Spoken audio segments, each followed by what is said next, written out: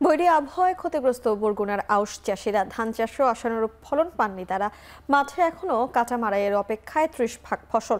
ক্ষতিগ্রস্ত কৃষকদের সহায়তার আশ্বাস কৃষি বিভাগের। আরো জানাবেন জিয়াদ মাহমুদ।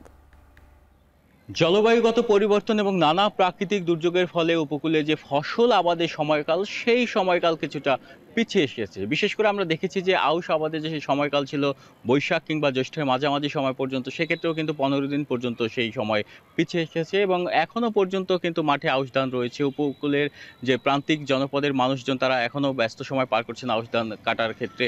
এবং একটি বিষয় জানিয়ে রাখি যে জেলা কৃষি সম্প্রসারণ অধিদপ্তর প্রায় ৫৯,০০০ হেক্টর জমিতে আউশ আবাদের লক্ষ্যমাত্রা নির্ধারণ করলেও বৈরিতার কারণে, ভারী বর্ষণের কারণে মাত্র ৩৫,০০০ হেক্টর জমিতে আউশ আবাদ করা হয়েছে বলে তারা জানিয়েছেন। এক্ষেত্রে প্রতি হেক্টর জমি থেকে ৪ থেকে ৪.৫ টন আউশ ধান পাওয়ার কথা থাকলেও বৈরিতার কারণে দফায় দফায় ভারী বর্ষণের কারণে মাত্র ১.৫ থেকে ২ টনের মতো আউশ ধান তারা পেতে পারেন বলে তারা জানিয়েছেন। এখন বর্তমানে বাজারে আউশ ধান বিক্রি করা হচ্ছে মন ৯৮০ থেকে ১,০০০ টাকা পর্যন্ত। এক্ষেত্রেও তারা ব্যাংকের ধার দেনা, ঋণ বিভিন্ন ধরনের কিস্তির টাকায় কিন্তু তারা ফেঁসে যাচ্ছেন এবং তারা হতাশাগ্রস্ত হয়ে পড়ছেন বলে আমাদের জানিয়েছেন। তবে জেলা কৃষি সম্প্রসারণ অধিদপ্তর আমাদের জানিয়েছেন তারা যা ক্ষতিগ্রস্ত কৃষকদের পাশে থাকবেন।